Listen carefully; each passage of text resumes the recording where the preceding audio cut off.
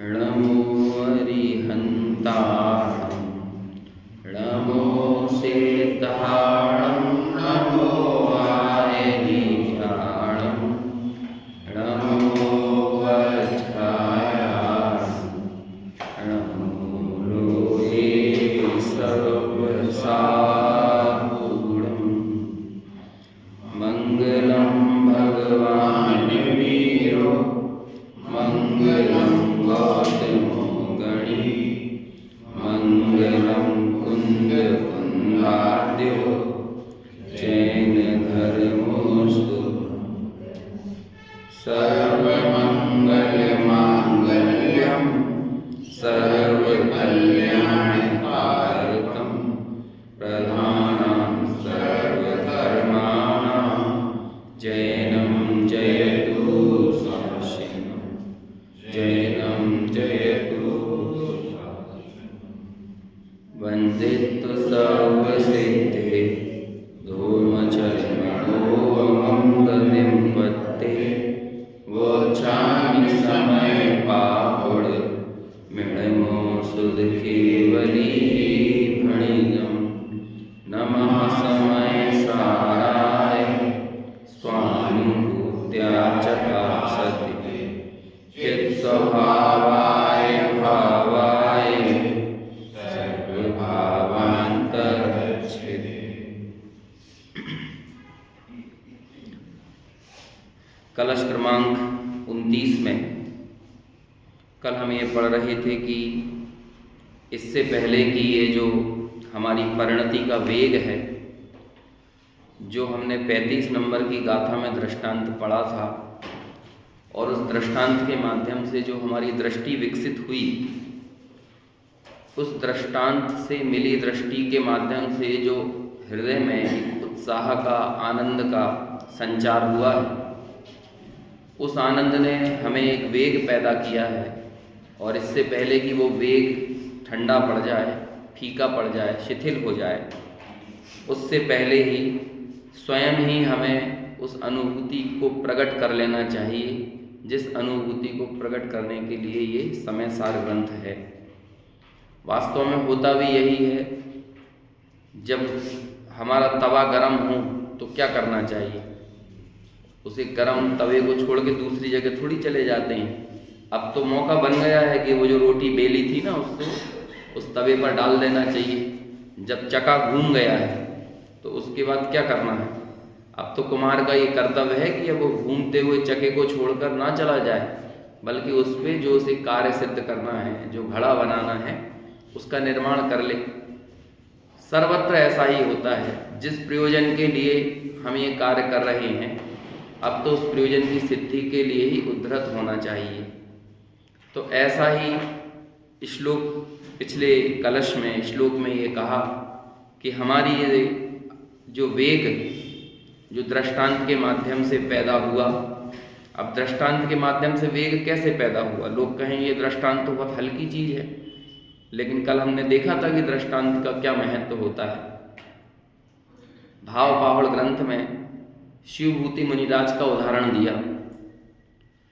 वहाँ पे ऐसा कहते हैं, शिवभूति मुनिराज की कथा भी आती है। शिवभूति मुनिराज को जो उनके गुरुजन थे वो समझाते थे कि भेद ज्ञान कैसे करना है, तो वो बोलते थे माँ रुष माँ तुष, है ना, कुछ राग मेरा नहीं है, कुछ कषाय भाव मेरे नहीं है, कुछ द्वेष मेरा नहीं है, प्रभाव मेरे नहीं है, मैं तो एक ज्ञायक भाव हूँ, इस बात की प्रतीति करो। बहुत युक्तियों से उन्हें समझाते, लेकिन उन्हें कुछ समझ में नहीं आता था। लेकिन फिर वही शिवभूति मुनिराज रास्ते से गुजर रहे थे और उन्होंने देख लिया, तो रास्ते में हो रहा था तुष्मास भिन्नम, तुष्मास भिन्नम, कि मास यानी होता है अनाज, और उसमें से तुष यानी छिलके को अलग करने की प्रक्रिया एक बाई कर रही थी। और वो बस जो अपनी साथी बाई थी, मतलब दो महिलाएं होंगी आपस में, एक महिला दूसरी महिला को समझा रही कि देखो ये जो छिलका है ना, इसमें से तुम्हें अनाज निकालना है। दूसरी महिला हो सकती है थोड़ी ना समझ हो, मतलब कम जानती हो, छोटे बच्चे होते हैं ना, उन्हें मूंगफली खाना भी सिखाना पड़ता है। कहते हैं बेटा इसको ऐसे फोड़ोगे तो इसमें से दाना निकलेगा, वो दाना खाना है। तो पहली बार यदि किसी ने मूंगफली देखी हो तो उसे तो पता ही नहीं होगा कि इसमें से भी दाने निकलते हैं। हमें बचपन का याद आता है कि कद्दू के बीज सुखाए जाते थे, तो अब उन बीजों के अंदर भी कोई बीज निकल सकता है ये तो पता ही नहीं था। लेकिन जब वो कद्दू के बीज सूख जाते तो उनको भी थोड़ा चिटकाते थे तो उसमें से बड़ी मीठी मिगी जैसा कद्दू का बीज निकलता था। तो प्रथम दृष्टया किसी को नहीं मालूम है कि इसमें इसके अंदर भी कुछ छुपा हुआ है, इसके अंदर कुछ ग्रहण करने योग्य पदार्थ है। लेकिन जब एक बार किसी को देख लिया वो प्रैक्टिकल करते हुए, या किसी ने बार बार हमें संबोध दिया, तो हमें वो बात समझ में आ जाती है। तो ऐसे ही शिवभूति मुनिराज को भी उस महिला को देख के समझ में आ गया कि देखो इसी तुष के भीतर मांस यानी अनाज पड़ा हुआ है, और उस छिलके से भिन्न अनाज का ग्रहण करना है, अनाज का संग्रह करना है। बस ठीक ऐसे ही इस परद्रव्य और परभावों के बीच में, भाव्य भावक भाव के बीच में और ज्ञेय भावों के बीच में एक ज्ञायक भाव पड़ा हुआ है, और उस ज्ञायक भाव को हमें कहीं बाहर खोजने नहीं जाना है, इसी के बीच में मिलेगा। बहुत प्रसिद्ध पंक्तियां हैं छैढाला ग्रंथ की, इस समय सार ग्रंथ में भी आगे आएगी ये वो कलश में। वर्णाद्या वा रागाद्या वा, वो वर्णादि अनुरागादि तय निज भाव को न्यारा किया। वर्णादि यानी क्या होता है? वर्णादि यानी जितने भी परद्रव्य अचेतन पदार्थ, रूपी पदार्थ हैं, वो वर्णादि कहलाते हैं, रूपी। और रागादि जो हमारे भीतर ही पैदा होने वाले अन्य भाव हैं, वो अन्य भाव किसी न किसी वर्णादि के अवलंबन से होते हैं। तो उस अवलंबन से होने वाले विकारी भावों से भी निज भाव को न्यारा देखना है, और उन वर्णादि भावों से भी न्यारा देखना है। तो वर्णादि को आप मान लो ज्ञेय भावों के अंदर, और रागादि को मान लो भावक भाव के अंदर। भावक भाव जो हमने पढ़े थे ना, तो इस तरह से भावक भाव से और ज्ञेय भाव से अपने ज्ञायक भाव को भिन्न जानना, अनुभव करना, यही एक समय सार का प्रयोजन है। और पिछला दृष्टांत भी, पिछली गाथा का दृष्टांत भी हमें यही बताता है कि इस भांति हमें परभाव का त्याग करना चाहिए। अब देखो एक पूरी क्रोनोलॉजी बन रही है।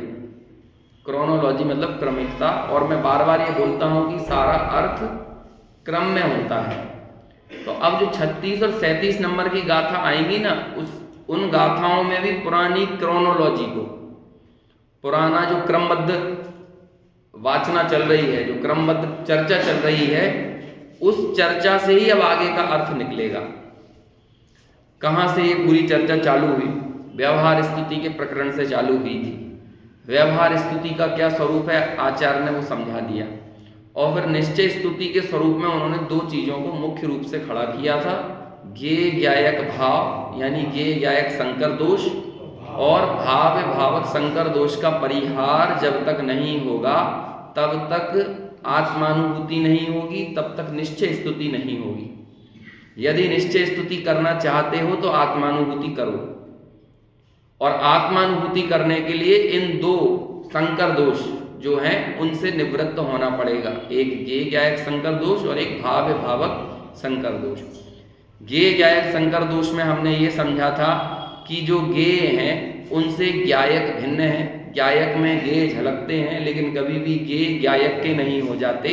यही ज्ञेय ज्ञायक संकर दोष का परिहार है। भाव भावक संकर दोष में हमने समझा कि भावक जो मोह कर्म है या द्रव्य कर्म है, उसके कारण जीव की जो विकारी अवस्था होती है, उस विकारी अवस्था को भाव्य कहते हैं। जब भावक ही मेरा कुछ नहीं है, तो भाव्य रूप जीव का परिणमन वो मेरा स्वरूप कैसे हो सकता है? मैं तो सदैव एक एकत्व में स्थित रहने वाला टंकोत्कीर्ण ज्ञायक भाव हूँ, बस मैं तो उसका ही निरंतर अनुभव कर रहा हूँ। ऐसा कहकर आचार्य ने भाव भावक संकर दोष का परिहार कर दिया। तो दो काम हो रहे थे। एक तरफ तो हम अपने को अपना मानते जा रहे थे, और उस समय में हमने जो अपने में मिलावट कर रखी थी, उस मिलावट को अलग करते जा रहे थे। तो जब हमने इन दोनों को अलग अलग प्रकट रूप से सामने रख दिया कि परद्रव्य और परभाव ये हैं और मेरा निज भाव ये है, ऐसा हमने कर दिया। उसी काल में शिष्य ने ये प्रश्न किया कि आप हमें ये बताओ कि जो प्रभाव की हमने मिलावट की थी अब उसका त्याग कैसे करें। तो आचार्य ने उत्तर दिया, क्या त्याग व्याग की बात कर रहे हो, तुमने जान लिया ना, जो ज्ञान का ग्रहण कर लिया ना, बस वो ज्ञान ही प्रत्याख्यान है। तुमने कारण को ग्रहण कर लिया तो कार्य स्वयमेव प्रकाशित हो जाता है। त्याग ये तो कार्य है और ज्ञान उसका मूल कारण है। हम लोगों ने अक्सर जब समय सार की और नियम सार की चर्चा चलती है, खास तौर से नियम सार की जब चर्चा चलती है, तो गुरुदेव ने नियम सार ग्रंथ में से एक विशेष शब्द को बाहर निकाला और उसकी बहुत चर्चा की, और वो शब्द था कारण शुद्ध पर्याय। ये क्या होती है कारण शुद्ध पर्याय? पूरी किताब है इस पे, गुरुदेव के प्रवचनों को मुख्य केंद्र में लेकर एक किताब है कारण शुद्ध पर्याय। कारण परमात्मा, कारण परमात्मा, कारण परमात्मा कौन होता है? कारण नियमसार कौन होता है? कारण समयसार कौन होता है? उन्होंने कहा कार्य को देखने की जरूरत नहीं है, छायक भाव कार्य हो सकता है, लेकिन छायक भाव जहां से पैदा होता है उसे पकड़ो। नियमसार जो ग्रंथ है उसमें एक व्यवहार चारित्र अधिकार है, और वो व्यवहार चारित्र अधिकार शुद्ध भाव अधिकार के बाद आता है। 38 गाथा से 52 गाथा तक शायद शुद्ध भाव अधिकार है, और फिर 53वीं गाथा से या 52वीं गाथा से कौन सा अधिकार शुरू होता है? व्यवहार चारित्र। और उस व्यवहार चारित्र में आचार्य महाव्रत वगैरह का स्वरूप बताते हैं, लेकिन उससे पहले उन्होंने कह दिया ये जो व्यवहार चारित्र पूरा टिका हुआ है ना, ये किसके ऊपर टिका हुआ है? शुद्ध भाव के ऊपर। जिसे शुद्ध भाव का अवलंबन नहीं है उसके जीवन में ये व्यवहार चारित्र भी नहीं है, वास्तव में वो व्यवहार नाम व्यवहार संज्ञा ही नहीं पाएगा। वहां उस शुद्ध भाव का मतलब क्या है? शुद्धता दो प्रकार की होती है, एक होती है प्रकट शुद्धता और एक होती है शाश्वत शुद्धता। शुद्ध भाव अधिकार नियमसार में प्रकट शुद्धता को शुद्धता नहीं लिया है, उस शुद्ध भाव की चर्चा नहीं है, बल्कि किस शुद्ध भाव की चर्चा है? जो शाश्वत शुद्धता है, जिस शुद्धता में से प्रकट शुद्धता बाहर निकलती है, हमें तो वो शुद्धता आपको दिखाना है। तो प्रकट शुद्धता तो हो गई कार्य, और शाश्वत शुद्धता क्या हो गई? उसका कारण। कहते हैं कार्य को मत देखो, जो सिद्ध भगवान है ये प्रकट शुद्धता है, ये सिद्ध पर्याय, लेकिन वो सिद्ध पर्याय भी किससे पैदा हुई है? किससे पैदा हुई? कहते हैं शाश्वत शुद्ध भाव से। तो वो शाश्वत शुद्ध भाव क्या होगा? वो कहाँ है और किसके पास है? जब आप उस शाश्वत शुद्ध भाव को ग्रहण करोगे तो शाश्वत शुद्ध भाव के माध्यम से, उसको बोल दिया करे पहले ही रख दे पानी, है ना, कभी भी किसी को बीच में जरूरत पड़ सकती है। तो शाश्वत शुद्ध भाव के माध्यम से आचार्य एक क्या कहते हैं, हम लोगों को एक ताकत देते हैं, वजन देते हैं कि जैसे सिद्ध भगवान है ना, वैसे ही भवलीन संसारी हैं। अब भवलीन संसारी मतलब कौन? संसार के चक्र में पड़े हुए, उलझे हुए, वो सब कहलाते हैं भवलीन संसारी। और सिद्ध भगवान तो सिद्ध भगवान है। अब दोनों को एक धरातल पर हम कैसे रख सकते हैं? भवलीन संसारी जीव और सिद्ध भगवान। कहते हैं कि दोनों का कारण, जो कारण शुद्ध है ना, कारण शुद्ध पर्याय, जिसमें से कार्य शुद्ध पर्याय प्रकट होती है, वो दोनों में समान है। वो सिद्धों में भी वही है और भवलीन संसारी में भी है। सिद्धों में जो अनंत काल तक शुद्धता प्रकट होती रहेगी, वो किसके बल पर प्रकट होगी?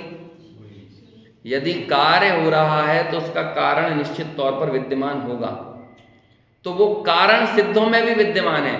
कमाल की बात यह है, कार्य प्रकट होने के बाद भी कारण कभी खत्म नहीं होता, कारण उसे ही कहते हैं। जैसे कि घड़ा कार्य है और मिट्टी उसका कारण है, लेकिन घड़ा बनने के बाद क्या मिट्टी चली जाती है? नहीं जाती ना। इसलिए उपादान को वास्तविक कारण कहा जाता है और निमित्त को वास्तविक कारण नहीं कहते, क्योंकि निमित्त कभी भी वस्तु में व्यापता नहीं है और उपादान वस्तु में व्याप रहा होता है। इसलिए उपादान वास्तविक कारण है और निमित्त उपचार कारण है, उपचार से उसे कारण कहा जाता है। तो वहां पूरा नियम सार ग्रंथ एक बात पर जोर देता है, कारण को देखो, कारण को देखो, कारण को देखो। ऐसे ही त्याग तो कार्य है, लेकिन त्याग का कारण क्या है? ज्ञान। तो आचार्य कह रहे हैं उस ज्ञान भाव को देखो। तुमने ज्ञान भाव में स्थित हो गए ना, तो स्वयं तुम्हें क्या हो गया है? वो ही प्रत्यक्षान है। इसलिए णाणम पच्चक्षाणम, तुमने पर भाव को पर जान लिया, ये जानना ही उस पर भाव का त्याग है। और फिर इस बात को पुष्ट करने के लिए उन्होंने आगे उदाहरण दिया कि कोई पुरुष गलती से कोई चादर लेकर आ जाए किसी अन्य का, और जब उस चादर के बारे में उसे चिन्ह विशेष से ये पता चल जाए कि ये चादर किसी और का है, और उसी क्षण वो उस चादर को अपनी दृष्टि से छोड़ देता है कि ये मेरा नहीं है, ऐसे दृष्टि में उसे छोड़ने का नाम ही त्याग है। तो यहां तक ये बात चल रही थी कि अब हमने उस ज्ञान भाव को उपलब्ध किया, वो ज्ञान भाव वही मेरा स्वरूप है। तो अब ये प्रश्न होता है कि अब हम इनका क्या करें, इस मोह का क्या करें, इस भावक का क्या करें, और ये जो दूसरे जो गेय थे इन गेयों का क्या करें? ये प्रश्न खड़ा होगा, इनका क्या करें?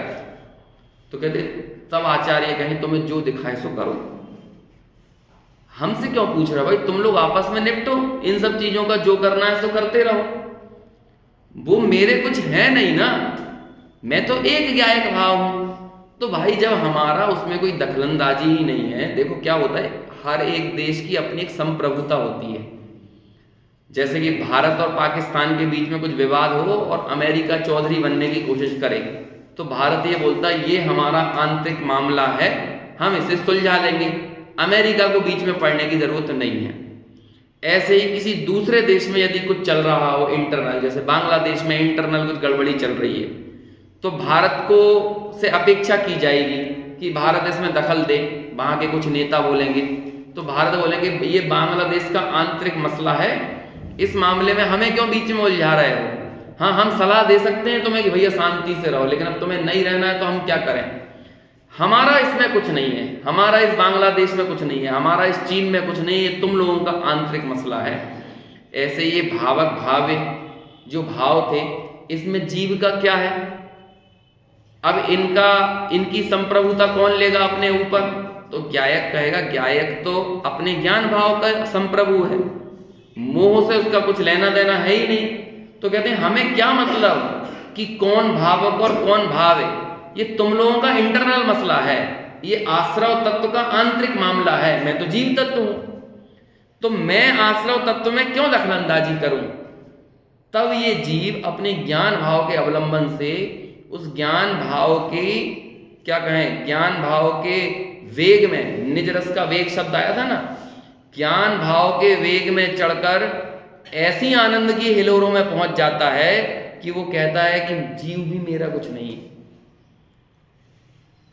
जीव भी नहीं है, अरे अजीब आश्रव वन संबर निर्जरा मोक्ष तो कुछ है ही नहीं। कहते हैं मैं नहीं जानता ये जीव भी कौन है।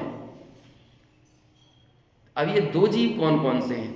ये ज्ञान भाव के वेग में चढ़ा हुआ जीव, और एक ये वो जीव जो सात तत्वों के बीच में पड़ा हुआ है वो जीव। ये कौन से जीव हैं? आपने एक चीज नोटिस की थी पहले, 13वीं गाथा 12वीं 13वीं गाथा के बाद शायद एक कलश आया था, नव तत्व गतत्वेपि यद एकत्वम न मुंचति, कि 9 तत्वों में जाकर भी जो अपना एकत्व नहीं छोड़ता। इसका मतलब जो जीव में भी जाता है लेकिन अपना एकत्व उसका अपना रहता है, वो जीव में भी नहीं जाता। ये बात आई थी कि नहीं वहां पे?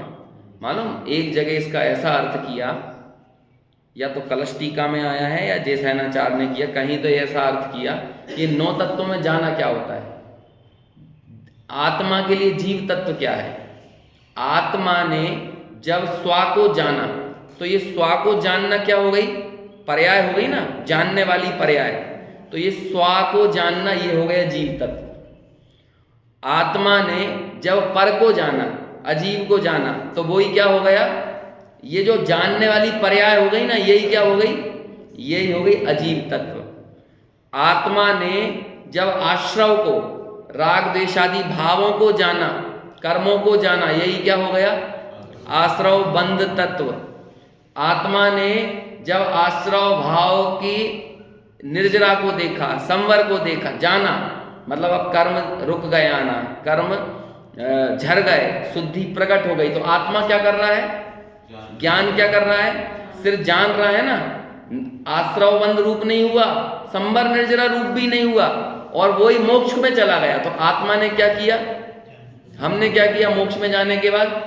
मोक्ष में कर्मों की के सर्वथा अभाव को जाना, इस जानने का ही नाम हो गया मोक्ष तत्व, है ना। ऐसे ही आत्मा में पुण्य पाप आदि के विकारी भाव जन्मे, आत्मा ने क्या किया? उसे जाना। तो इसे ही बोल रहा है, ये 9 तत्वों को जानना ही नव तत्व गतत्वे भी है। और 9 तत्वों को जानने पर भी जो अपने ज्ञायक भाव को नहीं छोड़ता, इसे बोलते हैं नव तत्व गतत्वे भी यद एकत्वम न मुंचति। और इसी बल पर नियम सार की 38वीं गाथा में कहा है, जीवादि बहित तच्चम हेयम उपादेयम अपणो अप्पा। ये सारे जीवादि तत्व बहिर्तत्व हैं। अजीव आश्रव बंध संबंध निर्जरा मोक्ष नहीं, बल्कि जीव भी क्या है?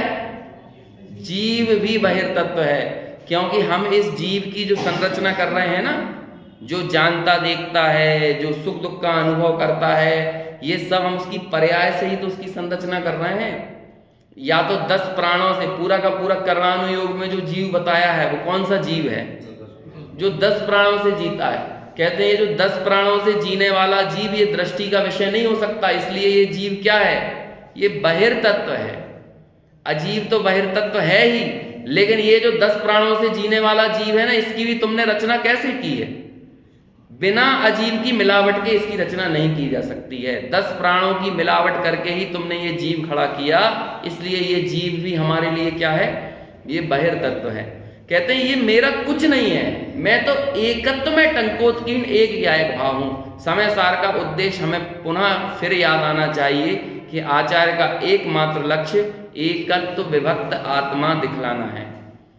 तो अब 36वीं गाथा में वही बात कहेंगे फिर से। कौन सी वही बात? पहले जैसे ज्ञेय ज्ञायक संकर दोष कहा था, अब यहां पर आगे कहेंगे कि ज्ञेय भावों से भेद विज्ञान किसे कहते हैं। जिसे भाव्य भावक संकर दोष कहा था, अब यहां पर कहेंगे भावक भाव से भेद विज्ञान किसे कहते हैं। ज्ञान ज्ञान में स्थित हो गया, उस ज्ञान ने अपने सर्व प्रभावों को छोड़ दिया, सर्व प्रभावों से उसने दृष्टि हटा ली, उनका त्याग हो गया। अणाणम पच्चक्षाणम, जब प्रत्यक्षान हो गया तो अब उनसे आचार्य से प्रश्न किया, अब तुम्हें अनुभूति की प्राप्ति हो गई है, हमें ये बताओ इस मोह का हम क्या करें? क्या करें मोह का? तुम्हें जो दिखाए सो करो ये मोह मेरा कुछ नहीं। अगली जो 2 गाथाएं हैं, इन 2 गाथाओं में आपको समाधि तंत्र की झलक दिखेगी, है ना। समाधि तंत्र, जैसे समाधि में समाधि का तरीका है ना, उसी का नाम समाधि तंत्र हमने देखा था। और समाधि में बैठा हुआ व्यक्ति सर्व प्रभावों से, सर्व परद्रव्यों से भिन्न एक ज्ञायक की अनुभूति करता है। और बस एक ज्ञायक की अनुभूति में फिर हमने वहां पर श्लोक पढ़े थे ना कि मेरा कौन मित्र है, मेरा कौन शत्रु है, मैं किसे समझाता हूँ, मैं किससे समझता हूँ, ना मैं समझने वाला हूँ ना मैं समझाने वाला हूँ। ये समझने समझाने की बातें करना, ये तो उन्मत्तवत चेष्टा है, नशे में पड़े हुए जीव की चेष्टा के समान है। अब तो मैं निज रस के वेग पर चढ़ा हुआ, आनंद के वेग पर चढ़ा हुआ अपने ज्ञायक की अनुभूति कर रहा हूं। अब मुझसे मत पूछो ये मोह का क्या करें, हमने तो बता दिया ना, मेरा मोह कुछ है ही नहीं। समझ में आया कि नहीं? उस वेग को अब ढीला नहीं पड़ने देना है। अब ये 2-3 गाथाएं जो है ना, ये भेद ज्ञान की गाथाएं हैं, इसलिए वो पहले एक कलश दे दिया। वो कलश भी अपने आप में अप्रतिम था। हम लोगों को 2-4-6 कलश याद आते हैं, लेकिन एक भी कलश ऐसा नहीं है जो अपने प्रसंग पर अद्वितीय ना हो। ये समय सार वाकई में अद्वितीय चक्षु है, इसका नाम ऐसे ही अद्वितीय चक्षु नहीं है। हम सब लोग अपने 24 घंटे का सर्वोत्तम काम करते हैं, यदि कोई करते हैं तो यही करते हैं। और 24 घंटे में भी जितनी देर हमारी दृष्टि में समय सार रहता है ना, बस उतनी देर ही हमारे जीवन की सार्थकता है। और जिस समय हमारी दृष्टि से ये समय सार, हमारे क्षयोपशम से, हमारे चिंतन से, हमारे विचार से ये समय सार चला जाता है, आप अपनी परिणति का तुलना कर लेना, जिस समय हमारी दृष्टि में समय सार है उस समय की परिणति, और जिस समय हमारी दृष्टि में ये समय सार, हमारे चिंतन में ये समय सार नहीं है, उस समय के चिंतन की और दृष्टि की तुलना करके देखना, आपको जमीन आसमान का फर्क नजर आएगा। एक तरफ तो तेजाब की नदियां दिखाई देंगी और एक तरफ अमृत का सरोवर होगा। अब ये समय सार को तब अद्वितीय चक्षु कहा है। जैसे ये समय सार मिलता है तो उसका तो जीवन बदल ही जाता है। और इस समय सार के बल पर 46 वर्षों के पूर्वाग्रह को छोड़ने की ताकत आई थी गुरुदेव श्री को। ऐसे ही थोड़ी छूट गया था। बनारसी दास जी, उनकी भी यही स्थिति थी। पहली बार में तो समय सार नहीं समझ पाए, लेकिन जब वो समय सार का असली भाव उन्हें समझ में आया तो ऐसी स्थिति हो गई, घर में चोर घुस गए उनके, तो वो चोर से उठ नहीं रहा था, है ना। जो पटरिया बांधी थी चोरी करके, तो बनारसी दास जी खुद हाथ लगा रहे थे कि लो, है ना, उठा ले जाओ, इसे हमें तो कोई जरूरत है नहीं है, तुम ही ले जाओ, तुम्हारे कुछ काम में आ जाएगी। श्रीमद राजचंद्र जी कितने लोगों की बात करें। इसलिए अमृतचंद्राचार्य का एक कलश है, आगे जाकर आएगा एक कलश, नहीं समय साराद उत्तरम किंचिदस्ति। इस समय सार से उत्तर, उत्तर यानी होता है बढ़कर, समय सार से बढ़कर इस जगत में कुछ भी नहीं है, ऐसा बोले। इस पूरे जगत में तो अब कोई कहेंगे, अब वो क्या कहें, वो 2000 साल पहले हुए थे ना अमृतचंद्रा, वो 1000 साल पहले हुए थे ना अमृतचंद्राचार्य, और 2000 साल पहले हुए थे कुंदकुंदाचार्य। इन्हें वर्तमान का डेवलपमेंट नहीं मालूम। यदि ये पता होता ना, ये देखा होता ना, तब ये नहीं कहते नहीं समय साराद उत्तरम किंचिदस्ति। अरे जगत के हम तात्कालिक परिणमन में उलझे हुए हैं, इसलिए एक परिणमन को छोड़कर नए परिणमन को पकड़ रहे हैं। लेकिन जगत को भी असली मायने में यदि कोई समझते थे तो यही समझते थे, क्योंकि इन्होंने इस पूरे जगत के सिस्टम को समझ लिया था। जैसे मोबाइल का, एक मोबाइल का सिस्टम समझ लो तो दुनिया के सब मोबाइलों का सिस्टम समझ में आ जाता है कि नहीं। ऐसे ही जगत का सिस्टम समझ लो, और जगत के सिस्टम का नाम है द्रव्य गुण पर्याय। और जब आप उस द्रव्य गुण पर्याय वाले जगत के सिस्टम को समझ लिया ना, तो आपको पूरा जगत वास्तव में समझ में आ गया। हमें जगत समझ में नहीं आ रहा है, क्योंकि हम द्रव्य गुण पर्यायात्मक संपूर्ण वस्तु को नहीं देखते हैं, हम तात्कालिक पर्याय मात्र रूप वस्तु को देखते हैं। और हमें ये दंभ होता है, अहंकार होता है कि हम जगत को ज्यादा अच्छे से समझ रहे हैं। लेकिन जब वे ज्ञानियों ने इस पूरे जगत को वास्तव में समझा, तो उन्हें ये समझ में आ गया कि यहाँ मेरी सत्ता नहीं है, मेरी सत्ता तो जहाँ है बस वहीं है, और वहां से कभी जाएगी नहीं। और जहाँ मेरी सत्ता है उसका नाम समय सार है। समय मतलब वस्तु, समय मतलब वस्तु, और उसका सार, वस्तु का सार वो क्या है? इस पूरे विश्व रूपी वस्तु का सार कौन है? ये विश्व तो गे हो गया, लेकिन इस पूरे गे में इसे गे नाम क्यों दिया? क्योंकि इसे गे बनाने वाला कोई ज्ञायक विद्यमान है ना, तो जो ज्ञायक है उसका नाम समय सार है, वो ज्ञान भाव का नाम समय सार है। तो उन्हें वो पता चल गया बस वही समय सार है इस जगत का। यदि हमारे समता का, शांति का कोई आधार है तो वो समय सार है। इसलिए उन्होंने ये लिखा, ना ही समय साराद उत्तरम किंचिदस्ति। 2000 साल पहले आचार्य कुंद को भी यही लगता था, 1000 साल पहले अमृतचंद्राचार्य को ये लगता था। बाहरी परिस्थितियां दोनों की बदल गई होंगी। 2000 साल पहले की परिस्थितियां और 1000 साल पहले की परिस्थिति में कोई साम्य नहीं होगा, लेकिन दोनों को यही लगता था। जिन्होंने सिस्टम को समझा उन्हें तो समय सार ही सबसे अच्छा लगा। उसके और 600-700 साल बाद टोडरमल जी, जयचंद जी छावड़ा अथवा और बनारसी दास जी, पंडित पांडे राजमल जी, इन्होंने भी समय सार को देखा तो उन्हें भी यही लगा, ना ही समय साराद उत्तरम किंचिदस्ति। और कुंदकुंदाचार्य के 2000 साल बाद जब गुरुदेव कांजी स्वामी को ये मिला तो उन्हें भी यही लगा, ना ही समय साराद उत्तरम किंचिदस्ति। और हम भी जब इस सिस्टम को अच्छे से समझ लेंगे तो हमें भी यही लगेगा, ना ही समय साराद उत्तरम किंचिदस्ति। बस यही हमारे जीवन का सर्वोत्तम काम है। और ऐसा समय सार जब अनुभूति का विषय बनता है, तब कोई उनसे पूछता है इन भावक भावों का क्या करें, तब फिर 36वीं गाथा का जन्म होता है। अब भावक भाव से भेद ज्ञान किसे कहते हैं वो बताते हैं। तो इस गाथा में आपको वही समाधि तंत्र वाली शैली नजर आएगी। देखो इसकी उत्थानी का पढ़ो, 77 नंबर के पेज पर ऊपर संस्कृत में। अथ कथम अनुभूते, क्या कहते हैं वो जो अनुभूति है ना, कथम अनुभूते, ये जो अनुभूति हुई वो कैसी अनुभूति हुई? पर भाव विवेको भूत, पर भाव को पर जानने वाले विवेक से युक्त अनुभूति हुई। जब वो अनुभूति इत्य आशंक्य, कहते हैं कि वो जो अनुभूति हुई ना, जिसने पर भाव को पर जाना, उसने भावक भाव विवेक प्रकारम आह, उस अनुभूति में भावक भाव से भिन्नता कैसे भाषित हुई, यानी भावक भाव से उस अनुभूति का भेद ज्ञान कैसे हुआ। जो आपने संकर दोष का परिहार किया था ना, अब वही संकर दोष का जब परिहार हुआ तो भावक भाव से भिन्नता करने के बाद वो अनुभूति को भावक भाव कैसा दिखा, कैसा अनुभव में आया, भावक भाव कैसा लगा। जब ये प्रश्न किया तो उसके उत्तर में अब ये गाथा आती है, वो अपन पढ़ते हैं।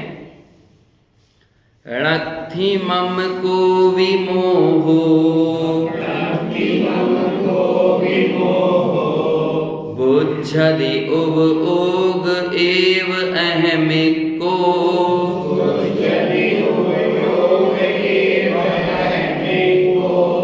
तम मोहणिम मत्तम,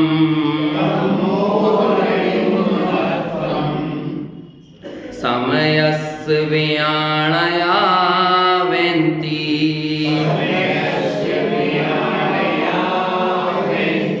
अनुवाद, कुछ मोह मेरा नहीं, उपयोग केवल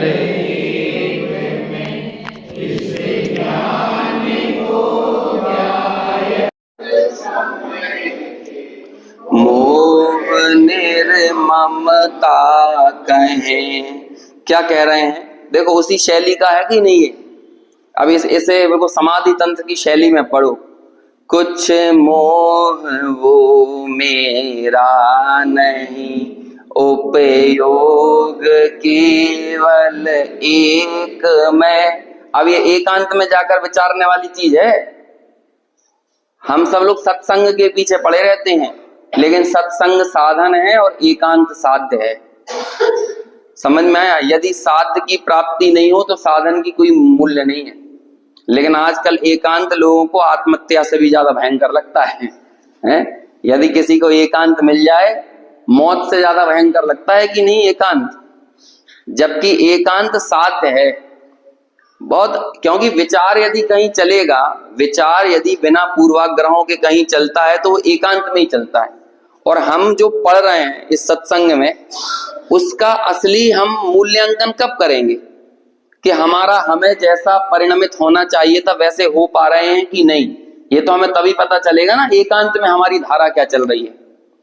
आइसोलेशन बहुत जरूरी है और हमें अपने आप को आइसोलेटेड करना पड़ेगा। देखो, जब कोई बीमारी से बचना हो तो आइसोलेशन एक बहुत बड़ा उपाय होता है कि नहीं? आइसोलेशन, ये सब 2-3 शब्द हमने कोरोना के समय जान लिए, सीख लिए। क्वारंटाइन, ये सब क्या? ये सब हमारे शास्त्रों में तो है। विविक्त सय्यासन का नाम ही क्वारंटाइन होता है। विविक्त सय्यासन क्या होता है? अलग अलग सैया, विविक्त, कभी जंगलों में चले गए, कभी पर्वतों के ऊपर चले गए, कभी कोटरों में चले गए और वहीं आसन लगाकर अपना ध्यान कर रहे हैं मुनिराज, उसे ही बोलते हैं विविक्त सय्यासन। और इसको हिंदी में नाम होता है क्वारंटाइन, वो इंग्लिश में नाम होता है क्वारंटाइन। हाँ, वैसा ही हो गया है, क्या करें।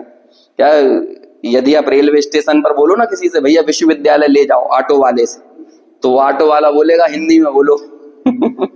तब उसे बोलना पड़ेगा अच्छा यूनिवर्सिटी ले चलो। होता है कि नहीं? ऐसे ही विविक्त सय्यासन हमें लगता है दूसरी भाषा, और क्वारंटाइन अब लगने लगा हिंदी का शब्द। ऐसा ही है ये, ऐसे ही आइसोलेटेड होना पड़ेगा। और वो आइसोलेटेड हमें पर द्रव्य से भी होना है और पर भाव से भी होना है। और ये एकांत वो साध्य है संपूर्ण धर्म का। देखो, शब्दों का साध्य मौन है और सत्संग का साध्य एकांत है। और जब तक आप साध्य की प्राप्ति नहीं कर रहे तो उसे साधन संज्ञा भी नहीं मिलेगी। यदि हम शब्दों से मौन में जाना नहीं सीख पा रहे तो इन शब्दों को साधन नहीं कहा जाएगा, क्योंकि मौन साध्य है। ऐसे ही हम सत्संग से एकांत में जाना नहीं सीख पा रहे तो ये सत्संग सत्संग नहीं कहलाएगा। समझ में आया कि नहीं? यदि मान के चलो 10 मिनट पहले यदि हम आ जाएं और अकेले बैठे हों तो हमें लगता है ना हम तो बेवकूफ बन गए आज है? अभी तो कोई नहीं आया, हम अकेले आके बैठ गए। अरे ये 10 मिनट आपके सबसे गोल्डन मोमेंट है जब आप अकेले हो। और ये चीजें सीखो, आइसोलेटेड करना। फिर आप देखोगे कि पूरी दुनिया आपके चारों तरफ घूम रही होगी लेकिन तब भी आप आइसोलेटेड रहोगे। लेकिन हमें लगता है कोई नहीं पहुंचो, हम अकेले ही पहुंच गए ऐसा बोलते कि नहीं, हमें लगता है कि जब कोई सब आ जाए, हमें ऐसा लगेगा कि नहीं जब पूरी की पूरी महफिल भरी हो और तब हमारी एंट्री हो, तब जाकर कोई बात है। लेकिन आइसोलेटेड रहना कब सीखेंगे? देखो हमारे यहाँ एक परंपरा है, जब स्वाध्याय खत्म होता है तो हम आंख बंद करके बोलते हैं सहजानंदी शुद्ध स्वरूपी अविनाशी हूं आत्मस्वरूप। क्योंकि संपूर्ण स्वाध्याय का मकसद क्या है, उद्देश्य क्या है? इस अनुभूति तक जाना। ये ऐसे ही नहीं है, ये परिपाटी नहीं है, बल्कि इसका एक मकसद, हर एक कोई परंपरा परिपाटी चलती है तो उसके पीछे का एक ठोस वजह होती है। और वो ठोस वजह ये है कि हमें ये अनुभूति भीतर में प्रकट हो रही है कि नहीं हो रही। यदि अनुभूति तक हम पहुंच गए तो फिर ये जो चर्चा चल रही थी वो काम की है। ऐसे ही सत्संग एकांत में ले जाने के लिए होना चाहिए और शब्द मौन में ले जाने के लिए होना चाहिए। तो जब ऐसी अनुभूति प्रकट हुई, जब हमने दृष्टांत की दृष्टि विकसित हुई, जब हमें क्या कहते हैं जो संकर दोष का परिहार हो गया, जो पिछली गाथाओं में पूरी चर्चा अपनी चली थी, तो कहते हैं अब जब भेद ज्ञान की अनुभूति भीतर में पैदा हुई तो उससे पूछा कि भैया इस मोह का क्या करें? तो क्या करें, बताओ क्या करें? आपको रास्ते में आप एक सज्जन व्यक्ति हो, किसी भी पर द्रव्य को अपना नहीं मानते, चुराते नहीं, चोरी नहीं करते। चोरी की परिभाषा है ना, कहीं गिरी हुई, पड़ी हुई, भूली हुई चीज को जो अपना ना माने, अपना ना कहे, अपना ग्रहण ना करे, उसे ही तो बोलते हैं ना चोरी का त्याग। ऐसे ही ये मोह पड़ा हुआ है, ये द्रव्य कर्म वर्गणाएं पड़ी हुई है, भरी हुई है चारों तरफ। पूरे जगत में कारमाण वर्गणाएं भरी हुई है। अब आप कारमाण वर्गणाओं को क्या करते हो, ऐसे पकड़ पकड़ के अपनी जेब में भरो, तो फिर क्या होगा? बेईमान आदमी कौन है? कारमाण वर्गणाओं का तिरस्कार किसे कहेंगे? कारमाण वर्गणाओं की तरफ जो देखे नहीं। ये भावक भाव है। देखो ये सब जो चर्चा है ना, कारमाण वर्गणा, द्रव्य कर्म, इन सब को ही बोल रहे हैं भावक भाव।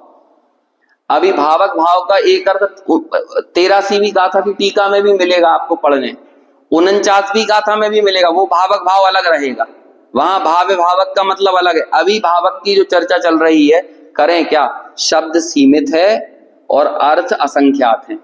हमें सीमित शब्दों से ही असंख्यात अर्थ को ग्रहण करना है, तो इसलिए एक ही शब्द अलग अलग प्रसंग पर प्रयोग किया जाता है, लेकिन हर जगह उसके अर्थ अलग अलग होते हैं।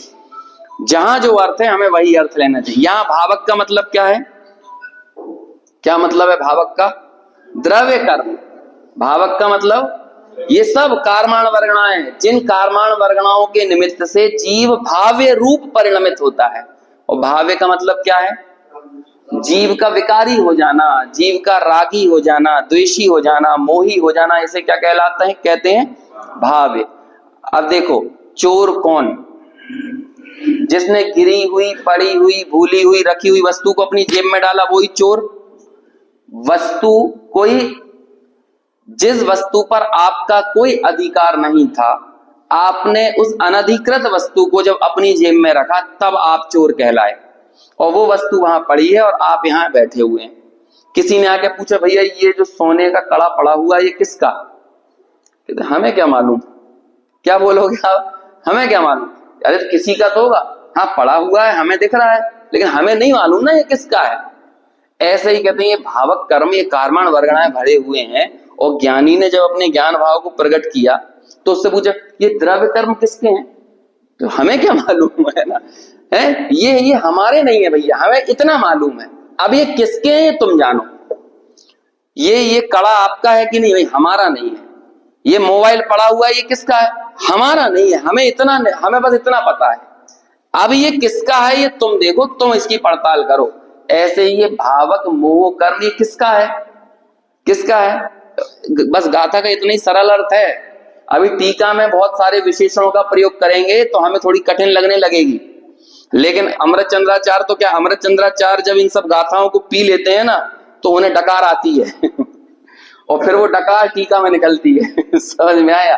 फिर विशेषणों में इस गाथा के अर्थ को, इसके भाव को फिर ऐसे प्रस्तुत करते हैं कि तुम्हें भी डकार आए।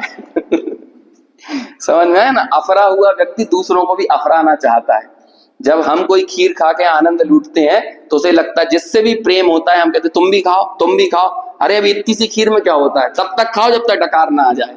तो अमृत चंद्राचार्य ऐसे ही काम करते हैं। जब वो गाथा को पढ़ते हैं तो उनको आनंद से एकदम डकार आती है उन्हें, तो फिर वो टीका में निकलती है, और फिर वो ऐसी निकलती है कि उसे पढ़ ले और समझ ले तो हमें भी डकार आ जाएगी, मतलब हमें भी आनंद आ जाएगा। तो बस वो गाथा का मूल अर्थ तो इतना ही है कि ये कारमाण वर्णा, ये मोह, ये द्रव्य, ये कौन का है, कौन का है? तो आचार्य क्या कह रहे हैं? ये मोह कुछ मेरा नहीं, उपयोग केवल एक में। बिल्कुल ऐसी की ऐसी गाथाएं कई जगह आई हैं अपने शास्त्रों में, कई जगह कई आचार्यों ने लिखा है। उसका अनुवाद थोड़ा बदल जाता है, एक आध जगह शायद ऐसा अनुवाद है, ये मोह कुछ मेरा नहीं, मैं एक ज्ञायक भाव हूं। बस ऐसे ऐसे अर्थ निकलते हैं बहुत जगह।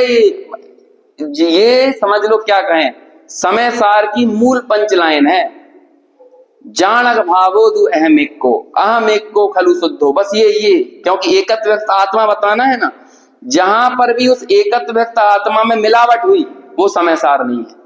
उसमें कोई चीज की मिलावट बर्दाश्त नहीं है, उसमें प्रगट शुद्ध भावों की मिलावट भी बर्दाश्त नहीं है। प्रगट शुद्ध भाव किसे कहते हैं? मोक्ष पर्याय, सिद्ध पर्याय, केवल ज्ञान, ये सब क्या कहलाते हैं? ये सब प्रगट शुद्ध पर्याय हैं। यदि हमने प्रगट शुद्ध पर्याय भी समय सार में मिला दी तो वो समय सार नहीं है, क्योंकि समय सार तो उसका नाम है जिसकी दृष्टि करने से ये जीव अनंत काल के लिए शाश्वत सुख का उपभोग करता है। केवल ज्ञान पर दृष्टि करके नहीं कर सकता ये उपभोग, एकत्व व्यक्त आत्मा का अनुभव करके कर सकता है। तो इसलिए वो एकत्व व्यक्त आत्मा ही दिखाना। और देखो आचार्य ने संकल्प लिया था, क्या संकल्प था? निज वैभव से क्या करूंगा? क्या करूंगा? दिखाऊंगा, बताऊंगा नहीं, क्या करूंगा? दिखाऊंगा। तो दिखाऊंगा मतलब दृष्टि में लेके आऊंगा, हमारी दृष्टि में वो एकत्व व्यक्त आत्मा ही आएगा, अन्य और कुछ नहीं आएगा। और जहां वो दृष्टि में एकत्व व्यक्त आत्मा के अतिरिक्त कुछ आ गया, इसका मतलब समय सार का उद्देश्य वो नहीं हो सकता है। ऐसे ही बस अब यहाँ पे कहा ये भावक भाव पड़े, इनका क्या करें, क्या करें इनका हमें नहीं मालूम। मोह कुछ मेरा नहीं, बस हम तो कौन है? बस मैं तो एक ज्ञायक भाव हूं। अच्छा तुम्हारा नहीं, और तुम भी इतनी देर से यहाँ बैठे हुए हो, और ये सोने का कड़ा भी इतनी देर से यहाँ पड़ा हुआ है, तो भैया इसमें मैं क्या करूं? ये तो कोरिलेशन है। कोरिलेशन को इंटर रिलेशन क्यों मान रहे हो? है ना? ये क्या होता है? ये एरर है।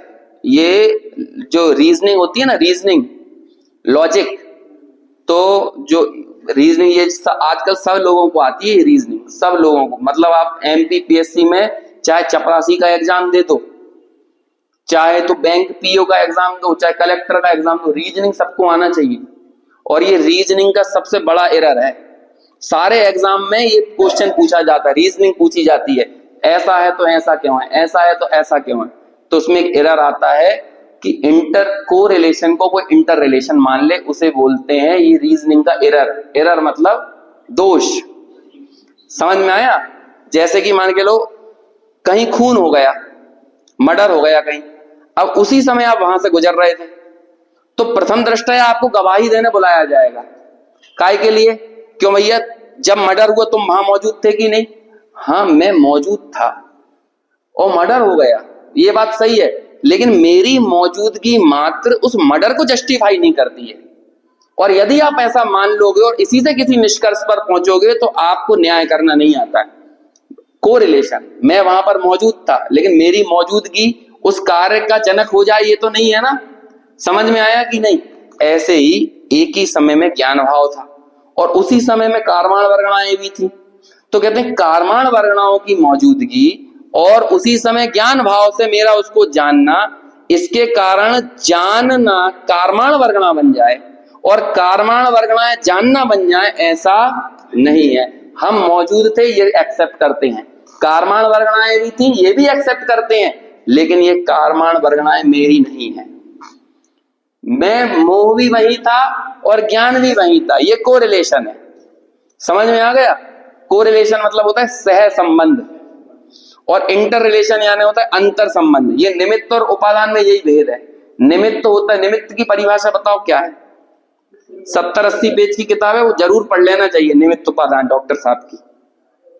समय सार पढ़ समझने से पहले क्या कहते हैं? जो वस्तु स्वयं कार्य रूप ना परिणमे, लेकिन उसकी कार्य के होने में जो मौजूद है, जो उपस्थित है, उस मौजूद जो भी परिणमन हो रहा है उसके ऊपर कार्य के करने का आरोप आए। आरोप, अब आरोप तो तुम किसी को भी लगा सकते हो। हम लोगों को मीडिया में बताया जाता है कि जब तक न्याय ना आ जाए तब तक किसी को दोषी मत बोल देना। क्या बोलना है ना? अभी क्या हुआ, जैसे मान के चलो दिल्ली में ब्लास्ट हुआ तो 4 संदिग्धों को गिरफ्तार किया, 4 को, 7 को, 8 को, डेली संख्या बदलती रहती। तो अभी वो क्या नाम है उनका? संदिग्ध, आरोपी, दोषी नहीं। अभी दोषी साबित करने के लिए तो उन पर केस चलेगा, जब तक दोषी नहीं है तब तक क्या है? आरोपी। अब ये आरोपी क्या है, किसे कहते हैं आरोपी? कुछ नहीं, घटना का और इनकी मौजूदगी का कोई संबंध बैठ रहा है, बस बैठ रहा है, बस ऐसा कोई संबंध बैठ रहा है। होगा कि नहीं? किसी व्यक्ति ने सुसाइड कर लिया, इत्तेफाक से आपने 2 मिनट पहले ही उससे फोन पे बात की थी, तो बुलाया जाएगा कि नहीं आपको? तो हम कहेंगे भैया हम क्या करें, उसे मरना था, हमने गलती से 2 मिनट पहले फोन लगा दिया। तो ये तो कोरिलेशन हुआ है, इंटर रिलेशन नहीं है ये। तो कोरिलेशन को इंटर रिलेशन मान लेना ये दुनिया का सबसे बड़ा एरर है, दोष है, ये दोष है। समझ में आया ना? ऐसे ही निमित्त किसे कहते हैं? कार्य तो घट रहा था लेकिन वहां पर वो मौजूद था, बस, और कुछ नहीं किया उसने, निमित्त ने कुछ नहीं किया। निमित्त जैसा निर्दोष तत्व नहीं है इस दुनिया में। अनादि काल से वो बेचारा आरोपी ही है और अनंत काल बाद भी वो बेचारा आरोपी ही रहेगा, वो कभी दोषी नहीं बनेगा। और हम लोग निमित्तों को दोषी ठहराते रहते हैं। हमारी बहन के कारण हम स्वाध्याय नहीं कर पाते, भाई के कारण नहीं कर पाते, पत्नी के कारण नहीं कर पाते, पति के कारण, ये सब बेचारे आरोपी हैं, ये दोषी नहीं है एक भी इनमें से। और हम सबको क्या करते रहते हैं? दोषियों की तरह प्रेजेंट करते हैं, दोषी की तरह प्रेजेंट कर रहे हैं। भैया मौजूद थे वो, कुछ नहीं। स्वाध्याय में नहीं आ पाना ये तुम्हारा अपना दोष है, और बाकी वो क्या है? उन निमित्तों को तुम बस मौजूद थे, वो कुछ नहीं है और कुछ नहीं कर रहे वो। समझ में है? लेकिन क्या करें, तुम्हारे को थोड़ा सा बोलने की ताकत मिल गई है ज्यादा, तो तुम बेचारे इन आरोपियों को दोषी की तरह प्रस्तुत करने लगते हो, अपने अधिकार का दुरुपयोग कर रहे हो। हम यही तो कर रहे हैं, ये पर वस्तु को दोष देना, अचेतन को दोष देना, अचेतन को दोष, शरीर को दोष देते हैं कि नहीं? अब वो शरीर हमारा साथ नहीं देता।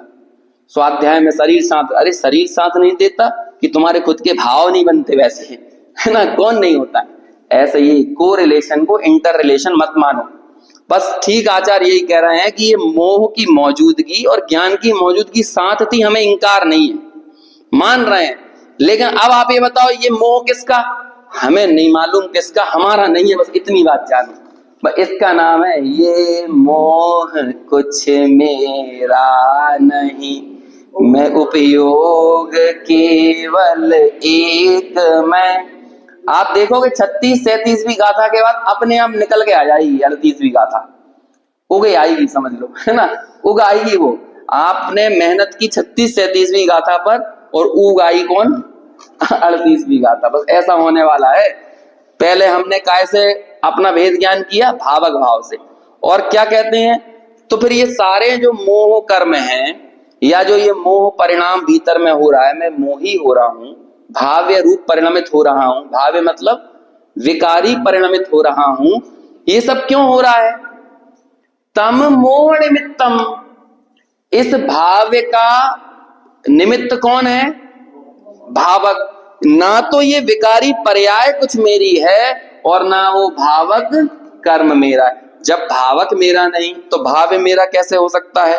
जब भाव्य मैं नहीं तो भावक मेरा कैसे हो सकता है? इन दोनों का संबंध बनेगा ही कब? जब इस वस्तु को मैंने अपनी जेब में रख लिया तब मैं चोर हूं। जब ये वस्तु अपनी जगह पर रही और मैं अपनी जगह पर रहा, ये अपने स्वभाव में रही, मैं अपने स्वभाव में रहा, तब मैं चोर कहलाऊंगा क्या? नहीं, मेरी मौजूदगी से मैं इसका चोर नहीं हूं, लेकिन इसे ग्रहण करने के भाव से मैं इसका चोर कहने में आ जाऊंगा। ऐसे ही जो मोह भाव पैदा हुआ, मुझे नहीं मालूम ये किसका है, ये भाव्य रूप भी मैं नहीं हूं, और जिसके निमित्त से ये भाव्य रूप अवस्था हुई है मैं वैसा भी नहीं हूं। और सुनो, ये अकेले मैं नहीं कह रहा हूं, मालूम ऐसा कौन कह रहे हैं? समयस् व्याणया वेंती, वेंती आने होता है बोला है, बताया है, किन्होंने? समयस्, समय के जानकारों ने। और समय मतलब क्या होता है? छह द्रव्य। पूरे छह द्रव्य के जानकार कौन है? सर्व द्रव्य पर्यायेषु केवलस्य, सब द्रव्यों को कौन जानता है? केवल ज्ञानी। सर्व द्रव्य और सर्व पर्यायों को जो जानने वाले केवल ज्ञानी हैं, उन केवलियों ने ऐसा कहा है कि ये मोह कुछ तेरा नहीं, तू एक ज्ञायक भाव है। ये अकेला उन्होंने ही नहीं कहा, मैंने भी अनुभव किया है। तो ये मेरे अनुभव की भी बात है और ये केवली की भी बात है। और ऐसी ही केवली शुद्ध केवली की बात और अपने अनुभव की बात, ऐसी ही दशा हम सब की भी बने, ऐसा आग्रह, ऐसा निवेदन आचार्यों का हम सबसे है। ठीक है, अब इसके हम टीका को कल पढ़ेंगे, उससे पहले एक बार और इस गाथा को पढ़कर चर्चा यहीं पूर्ण करते हैं। णद्धि मम को विमोहो बुद्धि उव ओग एव अहमिको,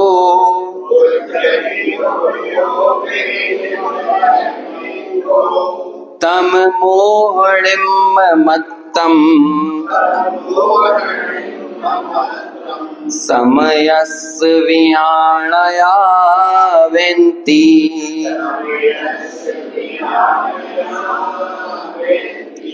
कुछ मोह हो मेरा नहीं, उपयोग केवल एक में, इस ज्ञान को यायक समय के मोह निर्ममता कहें। इसे मोह का निर्ममत्वपना कहते हैं। ये मोह मेरा नहीं है, इसी से हमने मोह का तिरस्कार कर दिया है, और ऐसा कहने वाले केवली भगवान हैं। इस तरह से वो निमित्तम है, वो निमित्तम मैंने पढ़ दिया था, निमित्तम नहीं है वो, बल्कि क्या है? लिम्मत्तम। निमित्तम यानी होता है निमित्त से होना, और लिम्मत्तम यानी होता है निर्ममत्व। तो मोह का निर्ममत्व किसे कहते हैं, यहाँ पर वो बात चल रही है। मोह के निमित्त से हुआ ये बात नहीं है, वो तो मोह मेरा नहीं है ना, बस यही मेरी मोह के प्रति निर्ममता हो गई है, और ऐसी वो निर्ममता ही वास्तव में भेद ज्ञानी को अनुभव में आती है।